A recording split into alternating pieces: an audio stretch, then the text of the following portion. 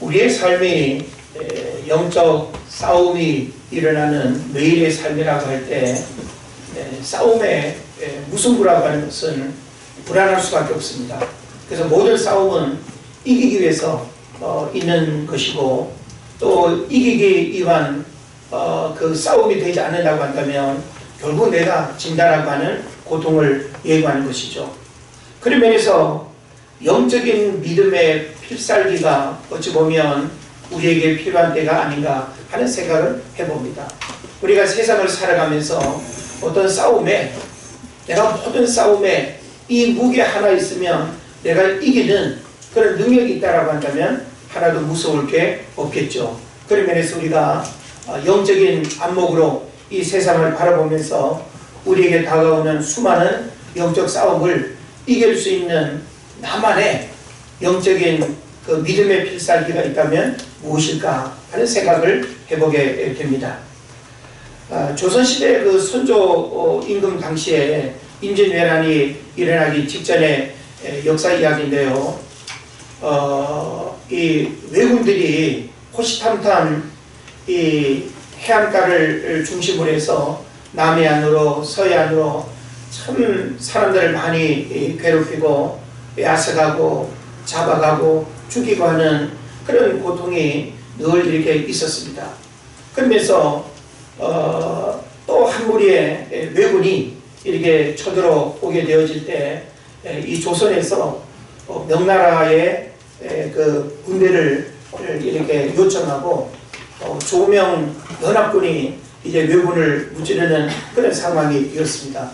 그래서 충청도 그 소사평이라고 하는 지역에서 서로 진을 치고 싸움을 이제 하게 되는데, 아주 기세등등한 왜군의 그 장수 하나가 칼을 그냥 높이 빼들고는 나를 이길 자가 있으면 나오거라고 그렇게 아주 겁을 줍니다. 그때 이 명나라를 이끄는 그 장군이 마귀라고 하는 장군인데, 그 명나라 군대 중에서 아주 또 그 창검이 탁월한 한 군사가 뛰쳐나갔습니다. 근데 얼마 지나지 않아서 일본 그 칼잡이한테 쓰러지고 마는 거예요. 그러고 난 다음에 이 명나라 이 마귀 장군의 네 아들이 또 덤벼들어서 이기려고 했지만 또 지고 맙니다. 그러니까 이 조명 연합군이 대적을 하는데도 불구하고 그 왜군 하나를 무찌르는 일이 너무 어렵게 이제 된 거예요. 그러니까 한쪽은 기세등등할 수밖에 없고 한쪽의 군대는 또 사기가 이렇게 떨어질 수밖에 없는 거죠.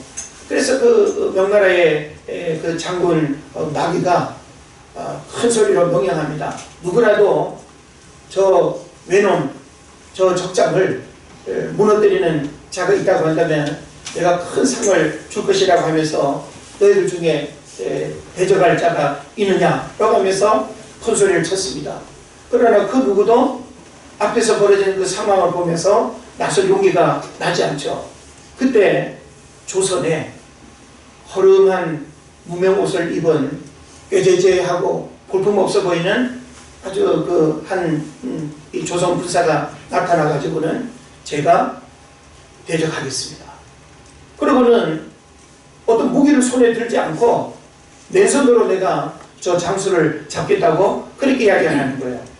그러니까 그 참 마음은 가상한데 현실적으로 아무 무기도 없이 뛰쳐나간다라고 하는 것이 이 얼마나 이 정신 나간 사람이 아니라고 한다면 무슨 일입니까? 그래가지고는 하여튼 네가 나가보라고.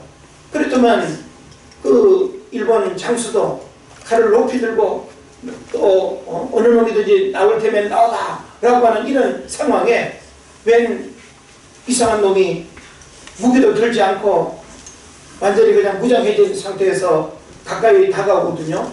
그러니까 저는 뭐야? 그럼 들고 있던 칼을 내려놓고는 가만히 보니까 가까이 다가와가지고는 막 이상하게 막 춤을 추면서 엉덩이를 들고 막 춤을 추는 거예요. 이놈 봐라, 웃기는 놈이네. 예? 나를 이거 놀리나? 어쩌면 다윗과 골리앗의 그런 싸움 같은 형국인데, 근데 갑자기 그 왜군 장수가 두 눈을 움켜쥐고 그냥 고통스러워하면서 쓰러집니다. 이때 춤을 추던 그 조선 군사가 갑자기 그 떨어뜨린 칼을 들고 왜군 장수의 목을 잘라서 들고 이제 조명 연합군에게로 다가옵니다. 그 광경을 지켜보고 있던 이 모든 군사들이 완이봉봉하지 않겠어요? 그래가지고 이게 도대체 어떤 일인가 싶어가지고 그 명나라 장군인 마귀가 너는 무슨 검술을 배웠느냐, 무슨 특별한 검술이 있느냐, 그렇게 물었어요. 그랬더니까 자초지종을 이야기합니다. 나는 본시 어려서 몸이 약하고 오늘날로 말하면 이 소아마비처럼 그런 질병을 알아가지고 안진뱅이처럼 이렇게 그 집안에서만 머물고 아무것도 못하고 집안에만 이렇게 머물렀었는데 내가 집에서 바늘 던지기 연습을 했다는 거예요. 아무것도 할 게 없으니까. 그래가지고는 그 몇 개의 바늘을 하여튼 이 문에다가 던져가지고 이 파리도 그냥 잡고 그래서 시간이 지나면서 뭐든지 그냥 던지면 어느 구멍이든지 뭐 어디든지 다 맞추는 거예요. 그러니까 바늘은 눈에 잘 보이지 않는데 이게 이 사람한테는 엄청난 무기가 된 거예요.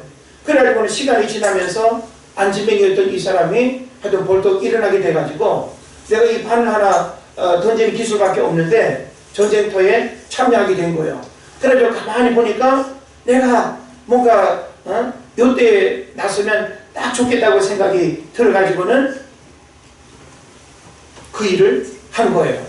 그래가지고 목을 베어온 일본 그 장수의 눈을 보니까 한 5cm 이상 바늘 2개가 눈을 그냥 뚫어가지고 이제 즉사를 한 그런 이제 이야기입니다.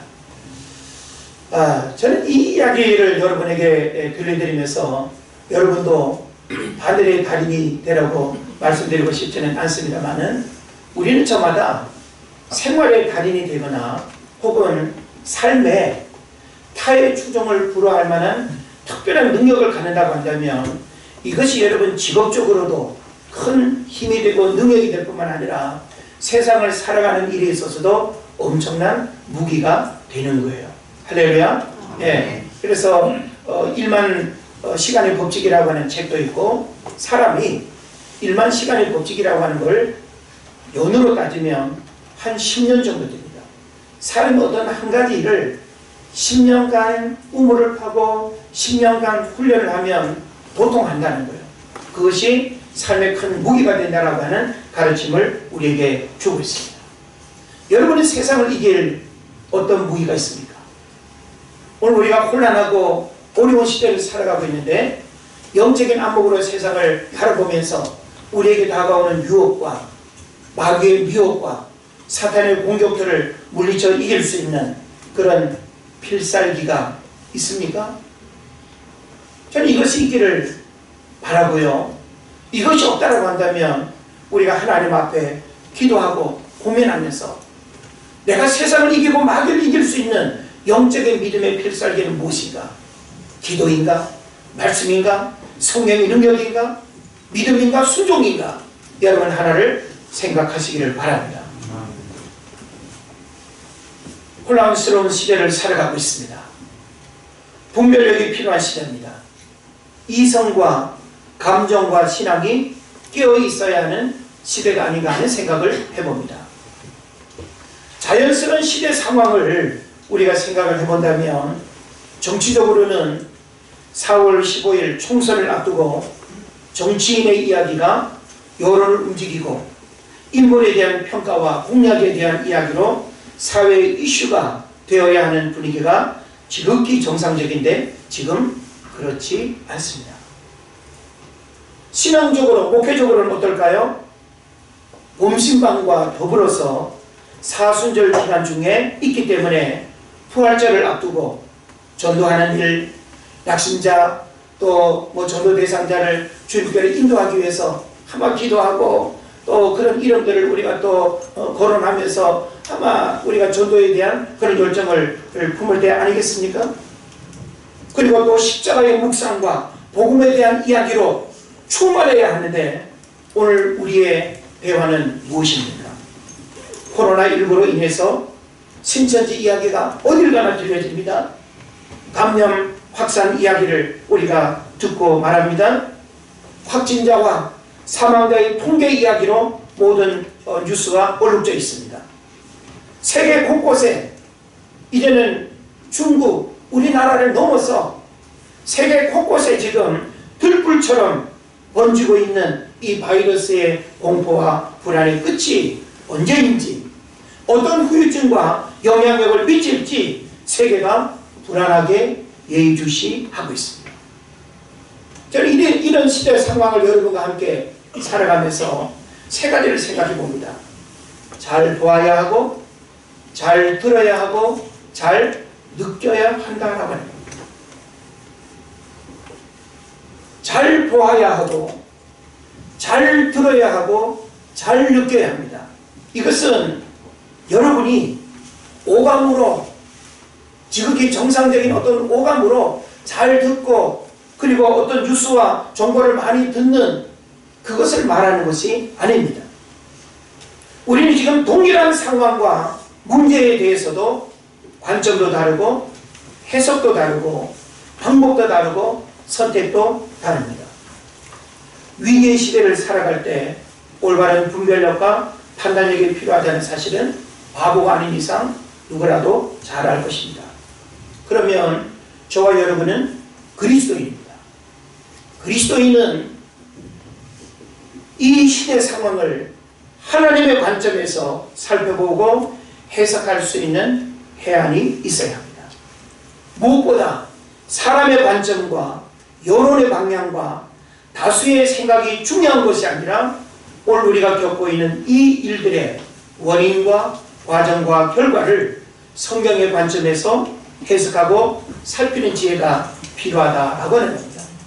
그런 면에서 오늘 여러분과 함께 그 어느 때보다도 오늘 우리에게 하시는 하나님의 음성을 듣는 것이 수많은 뉴스와 소리들이 범람하는 이때에 정말 우리가 들어야 할 것을 바로 듣고 보아야 할 것을 바로 보고 느껴야 할 것을 바로 느끼는 것이 오늘 우리가 하나님을 예배하면서 경험해야 할 아주 중요한 문제다라고 하는 사실을 여러분 깨달으시기를 바랍니다. 찰스 스탠리가 쓴 책인데요.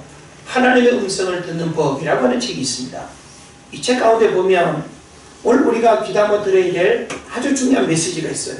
뭔가 하면 그 책에서 그 이야기하는 아주 핵심적인 한 표현이 있는데 내 속에서 믿음의 말이 나오게 하려면 말씀을 너희 안에 채우라 라고 하는 표현이 있어요. 나에게서 믿음의 말이 나오게 하려면 뭐를 채우라고요? 말씀을 채워야 된대요. 세상 뉴스로 채우는 것이 아니고 세상의 어떤 지식과 정보를 채우는 것이 아니고 하나님의 말씀이 내 안에 채워져야만 믿음의 말이 나오게 된다라고 하는 것을 우리에게 말하고 있습니다. 그러면서 8가지 아주 중요한 하나님의 음성을 듣는 법을 우리에게 말해주는데 첫째는 뭔가 하면 우리들이 하나님의 음성을 듣지 못하면 다른 음성을 듣게 된다는 거예요. 우리는 둘 중에 하나예요. 하나님의 음성을 듣는 사람은 늘 하나님의 음성을 듣는 삶을 살아갑니다. 믿습니까? 네. 그런데 하나님의 음성을 듣지 않은 사람은 다른 소리를 들을 수밖에 없어요. 이거는 선택의 여지가 없습니다. 우리는 둘 중에 하나를 선택하는 삶을 살아가는 거예요. 여러분이 하나님의 음성을 끊임없이 듣기를 사모하고 하나님의 음성을 듣는 사람이라면 하나님의 음성을 듣는 삶을 살아가는 것이죠. 그러나 하나님의 음성을 듣지 못하면 다른 음성을 듣게 된다. 여기서 다른 음성이라고 하는 것은 여러 가지 소리가 있겠죠. 한마디로 표현할 수 있는 세상 소리, 마귀 소리, 인간의 소리, 여론의 소리, 이 모든 것들이 다 다른 소리가 될 것입니다. 그 다음에 두 번째로 하나님의 음성을 듣지 아니하면 우리들은 사탄에게 쉽게 속아 넘어가게 된다라고 하는 겁니다. 우리는 최근에 신천지의 그 어떤 정체성이라고 해야 될까요? 우리가 말로는 신천지 이야기를 많이 들었죠. 이 정도일 줄은 몰랐다. 일반 사람들도 아주 심각하고 예민하게 반응할 만큼, 신천지 하면 아주 그냥 치를 떨 만큼 역겨워하고, 예수 믿는 우리들도 무슨 신천지 교회가 아닌가 이렇게 의심하고 묻기도 하고 좀 안타깝죠. 하나님의 음성을 제대로 듣지 아니하면 바로 사탄에게 쉽게 속아 넘어가서 미혹의 영이 이끄는, 그래서 진리를 변질시키고 악한 삶을 살아가게 되는 그런 결과를 가져올 것입니다.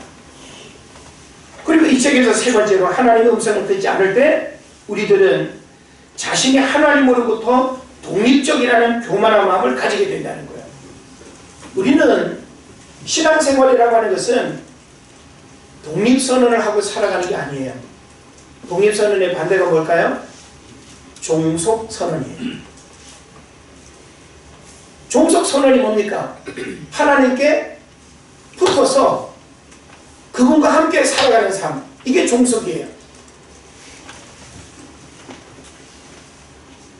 그래서 우리가 성경을 보게 되면 하나님 앞에 붙어야 된다라고 하는, 요한복음 10장에서는 15장인가요? 보면 포도나무와 가지에 대한 비유를 이야기하면서 가지인 우리들이 포도나무에 붙어있지 아니하면 이라는 말씀하고 있죠. 그래서 우리는 종속선언의 삶을 살아가야 되는데, 하나님의 음성을 듣지 않게 되면 우리들은 자신이 하나님으로부터 독립적이라는 교만한 마음을 가지게 된다는 거예요. 여러분, 하나님과 분리된 독립적 개체의 삶을 살아가는 것이 행복할까요? 하나님과의 어떤 교제도 없고 그분으로부터 내가 간섭도 받지 아니하고 내가 느껴지고 생각하는 바대로 마음대로 살아가는 이 독립적인 삶이 과연 행복할까요? 안전할까요? 성경은 그렇게 우리에게 가르치지 않습니다. 그리고 네 번째로는 하나님의 음성을 듣지 못할 때 우리들은 영이 아닌 육체를 만족시키는 방향으로 결정을 내리게 된다라고 이렇게 표현하고 있습니다. 굉장히 중요한 표현이죠. 하나님의 음성을 듣지 않을 때, 못할 때 우리들은 영이 아닌 육체를 만족시키는 방향으로 결정을 내리게 된다라고 말하고 있어요. 그 결과는 어떻겠습니까? 육체를 만족시키는 방향으로 결정을 하게 되면 그 끝은 불행일 수밖에 없고 파멸일 수밖에 없는 것입니다. 그 다음에 다섯 번째로 하나님의 음성을 듣지 않을 때 우리들은 자신의 잘못에 대해 변명하기 시작한다. 변명하기 시작한다.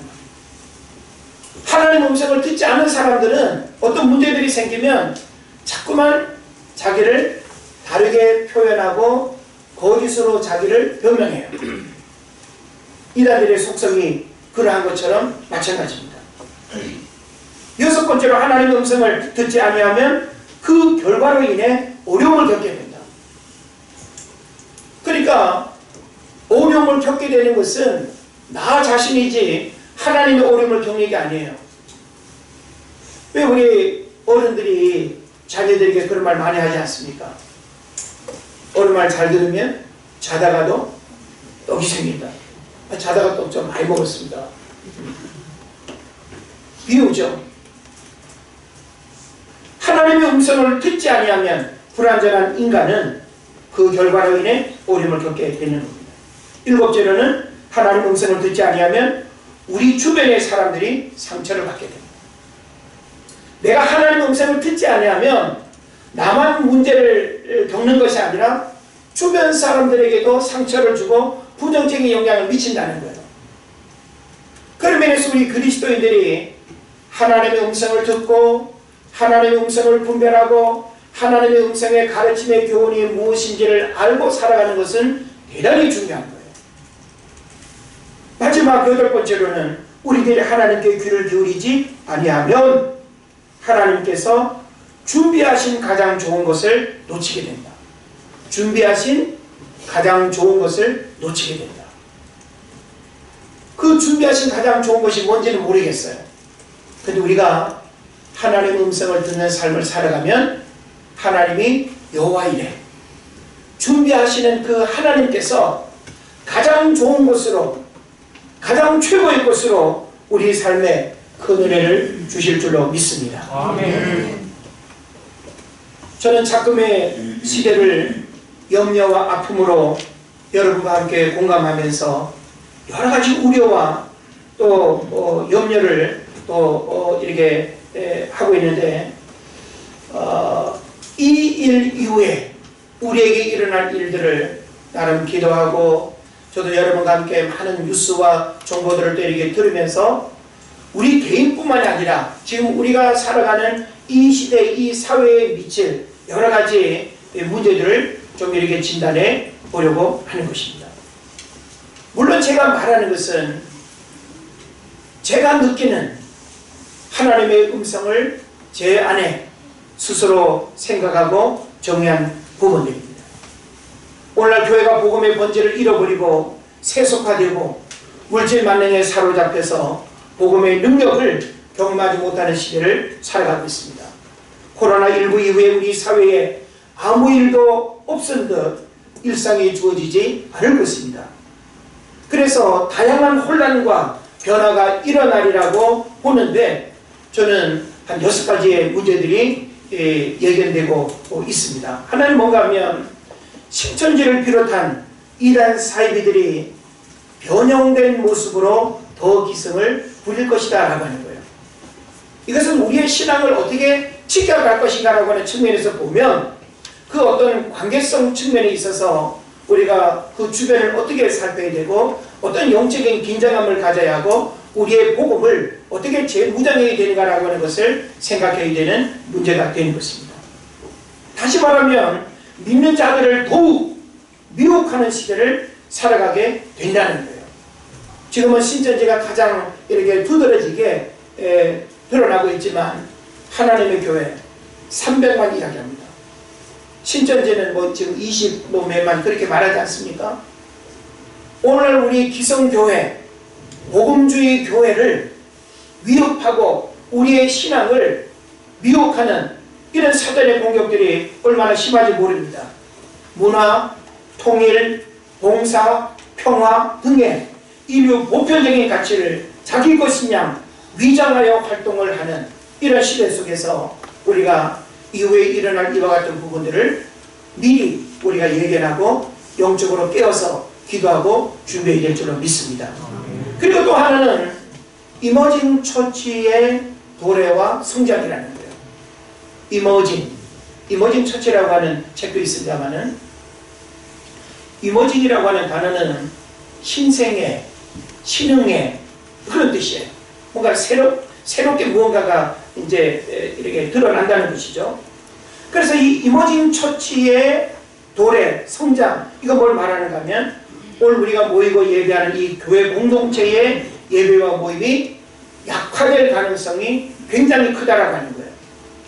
전통적인 예배와 신앙의 틀을 벗어나려는 움직임, 이것이 요사이 모두 특별히 많이 드러나고 있지만, 지금 시대의 어떤 변화와 이런 세속화의 물결이 교회 안에 들어오면서 이머징 처치가 여기저기에서 산발적으로 많이 일어나고 있습니다. 그래서 오늘날 인터넷 교회 되게 매력적이지 않습니까? 굳이 토요일날 정한 시간, 정한 장소 교회 가서 예배하지 않아도 내가 콘도에 가든지 펜션에 가든지 동쪽을 가든지 서쪽을 가든지 있는 곳에서 뭐 목장은 뭐 어떻게 하든지 그냥 내가 예배하고 듣고 헌금 온라인 보내고 그 인터넷 교회가 추구하는 같이 함께 동참하고 그러면 되지 않는가 생각하면 여러분 어떻게 생각하십니까? 매력적일까요? 이와 같은 일들이 지금 이 시대 상황 속에서 영적인 독버섯처럼 아주 강하게 드러나고 있고, 우리 한국 교회 안에 아주 이것이 무슨 아주 신선한 목회 그 브랜드이냐 교계 뉴스에도 올라오는 것을 제가 접합니다. 경계하고 조심해야 됩니다. 또 하나는 성도들의 종말론적 신앙 약화입니다. 여러분들은 이와 같은 어려움을 겪으면서 주님의 때가 가까웠다는 영적인 긴장감을 가지셨나요? 단순한 전염병의 문제로 여러분 이해하십니까? 그리스도인들은 종말론적 신앙을 잃어버리면 현실적 삶에 안주할 수밖에 없는데, 점점 더 종말이라고 하는 것은 하나의 종교적인 교리에 불과한 것이지 그것은 내 시대에는 일어나지 않을 거야. 그리고 그것은 먼 미래에 물음표로만 던지고 있는, 성경은 그렇게 말하지 않습니다. 할렐루야. 그날과 그때는 아무도 모른다 그랬어요. 아버지만 아시고 아들도 천사도 모르는, 그러나 영적으로 깨어있는 자들에게는 하나님이 여러 징조와 징후를 통해서 그때를 준비하고 예비하도록 은혜 주시는 줄 믿습니다. 그러므로 우리는 자다가도 깰 때가 되었다라고 하는 이 메시지를 여러분 잘 깨달아야 돼요. 제가 여러분에게 드리는 이 메시지는 결코 추상적인 메시지가 아니에요. 지금 현실적인 어떤 삶과 매치되지 않는 그런 메시지가 아니에요. 우리는 본질적인 측면에서 적어도 우리 그리스도인이 이 시대 가운데 일어나는 수많은 상황과 문제들을 하나님의 관점에서 보지 못하고 성경으로 해석하지 못한다고 한다면 신앙생활은 왜 합니까? 왜 우리가 하나님 믿습니까? 우리는 모든 삶의 것들이 하나님의 말씀의 거울 앞에 비추어져서 하나님의 말씀이 이 시대를 어떻게 조명하는지, 그리고 오늘 우리는 무엇을 두고 깨달아야 되는지, 오늘 우리에게 무엇이 문제인지, 이것을 여러분이 깨달아야 될 줄로 믿습니다. 그리고 또 한 가지는 내부적 갈등과 불신과 오해들이 혼란해지는 교회 공동체를 우려합니다. 큰 교회, 작은 교회, 여러 그 목사님들의 설교를 제가 주중에도 많이 이렇게 듣는데 동일하게 우려하는 게 그런 부분이 있어요.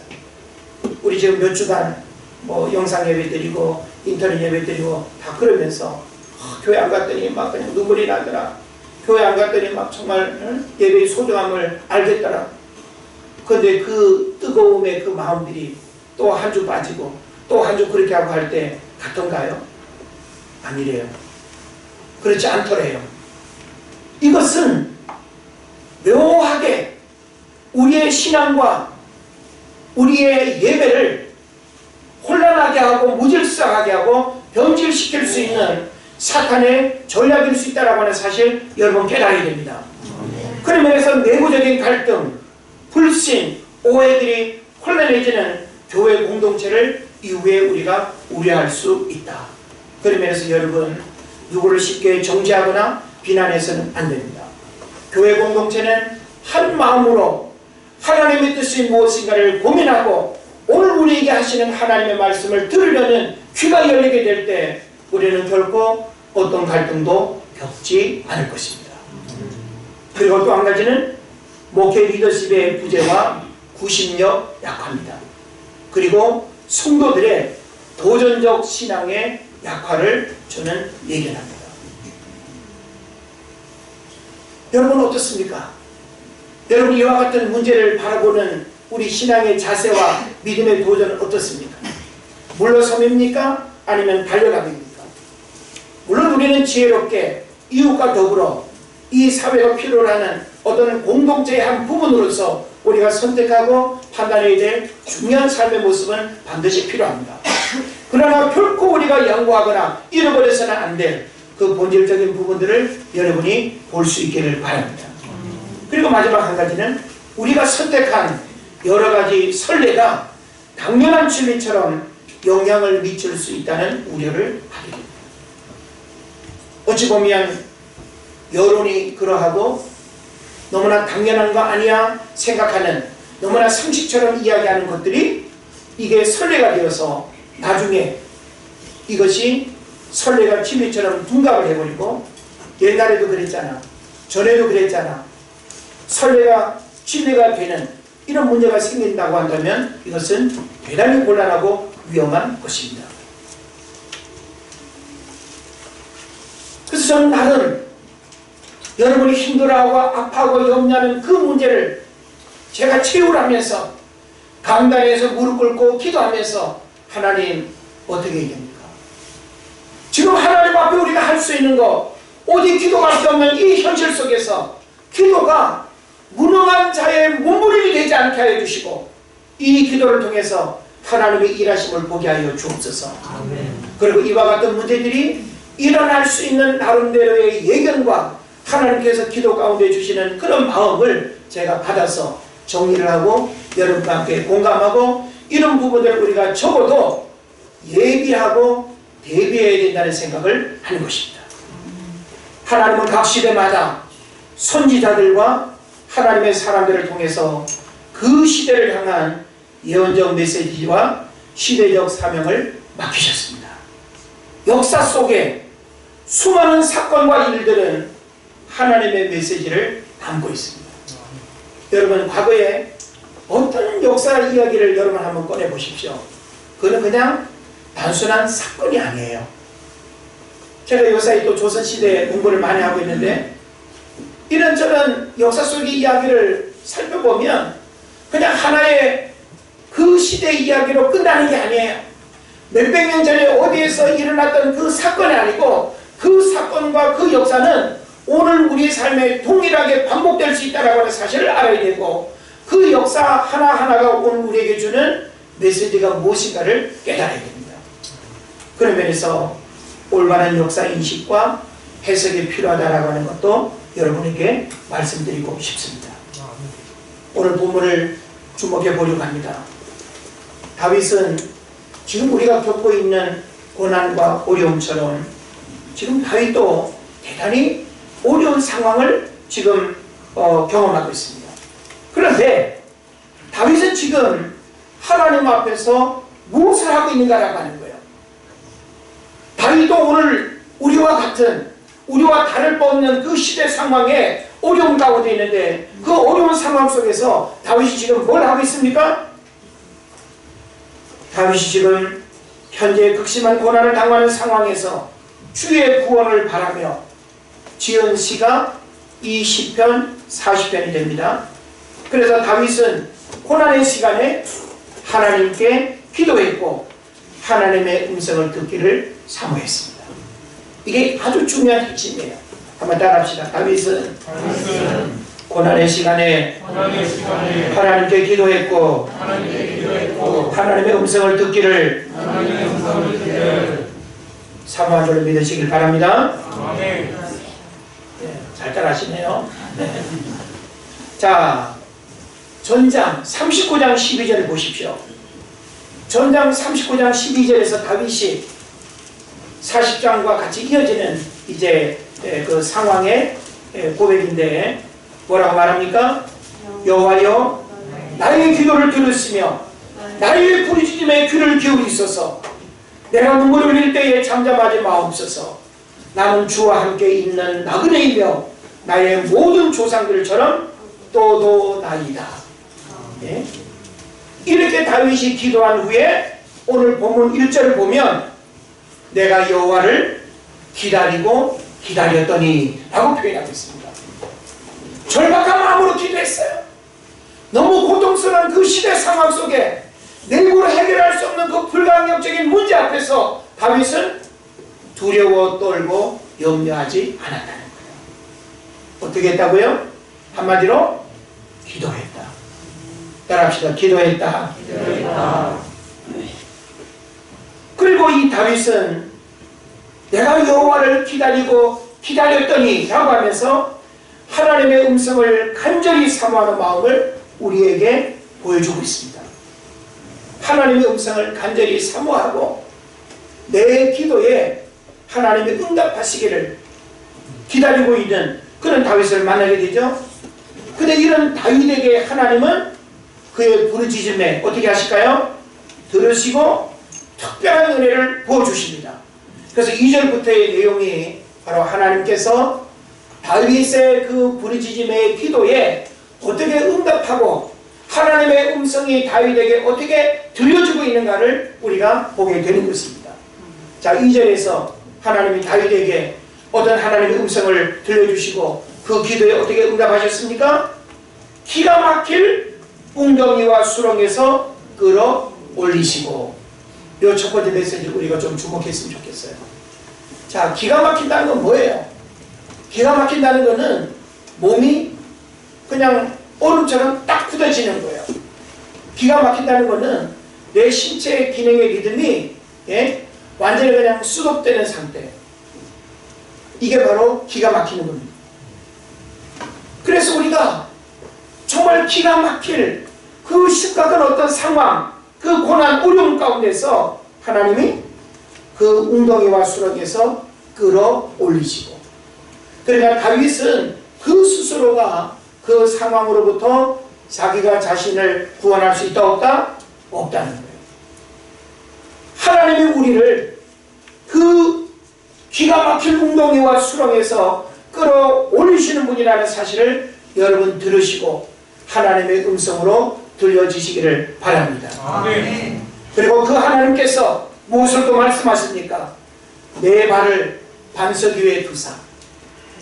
반석 위에 하나님이 다윗을 세우시는 그 말씀을 주고 있습니다. 우리가 반석 위에 선다는 것은 뭡니까?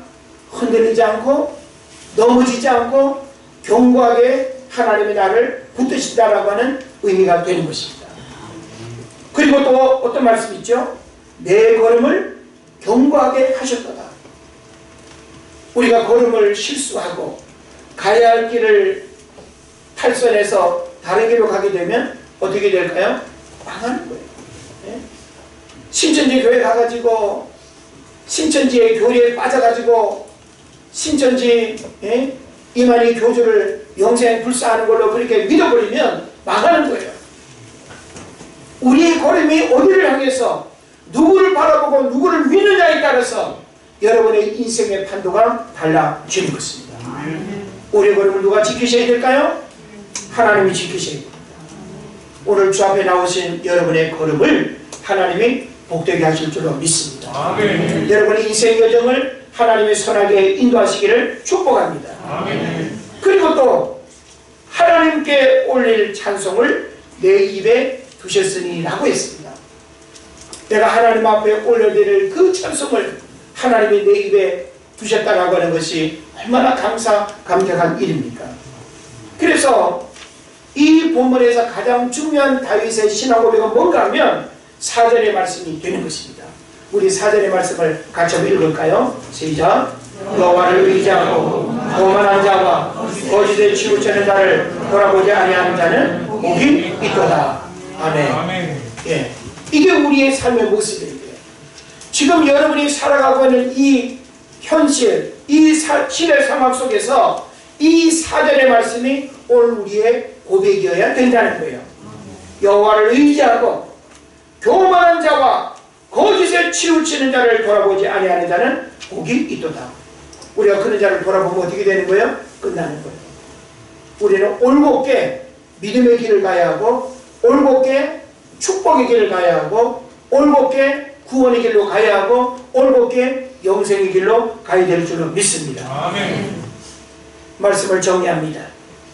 우리가 인생을 살아가면서 그리고 위기의 시간을 만났을 때 하나님께 전심으로 기도해야 하고 그 기도에 응답하시는 하나님의 음성을 들어야 될 줄로 믿습니다. 아멘. 그러므로 어떤 상황 속에서도 우리가 하나님의 음성을 듣는 삶을 살아가게 되면 하나님이 예비하신 은혜를 우리가 경험하게 되는데 그 예비하신 은혜가 구체적으로 무엇일까요?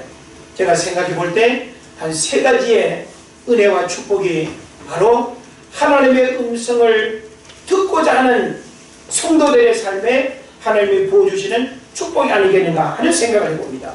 하나는 뭔가 하면 무질서하고 혼란스러운 세상에서 바른 길을 가게 된다. 네. 여러분 하나님의 음성을 듣게 되면 결코 세상에서 들려오는 어떤 오만 가지 소리를 듣는다 할지라도 바른 길을 가게 되고 바른 자리를 지키게 되는 거예요. 이게 제일 중요한 것입니다. 그리고 여러분의 하나님의 음성을 올바르게 듣기만 한다면 모든 대적과 현실의 문제로부터 안전과 보호를 받는다. 오늘 본문의 메시지가 그 의미를 담고 있지만 이것을 우리가 그렇게 한 번 더 정리하면 좋겠습니다. 우리의 신앙을 위협하고 우리의 일상을 불안하게 하고 내일의 희망을 빼앗아가 버린 이 현실의 대적과 문제로부터 안전과 보호를 하나님이 책임져 주신다는 것입니다. 그리고 마지막은 삶의 방향을 잃지 않고 그리고 목적지로 우리를 이끄십니다. 우리가 어려우면 막 포기하고 싶잖아요. 주저앉고 싶고 이거 무단하게 되는 거 아니야? 이거 다른 데 가서 또 찾아봐야 되는 거 아니야? 하나님이 책임져 주십니다. 하나님의 음성을 듣는 자의 삶을 하나님이 선하게 인도해 주십니다. 중요한 것은 여러분이 위기로 느껴지는 이 가장 어렵고 고통스러운 시간에 마음을 다하고 뜻을 다하고 힘을 합하여 함께 우리가 기도하고 여러분이 흩어진 삶의 자리에서도 교회 공동체가 한마음으로 하나님께서 이 일을 해결해 주시고 회복시켜 주셔야 된다라고 하는 그 한 가지 믿음을 고백한다면 하나님은 우리의 삶에 우리가 경험하지 못한 놀라운 은혜와 축복을 우리에게 주실 줄은 믿습니다. 아멘. 바라기는 가장 힘들고 어려운 시대를 살아가는 여러분이 하나님의 음성을 들으며 고난을 잘 이겨내시고 믿음 안에서 승리하시기를 주의 이름으로 축원을 드립니다. 아멘. 기도하겠습니다.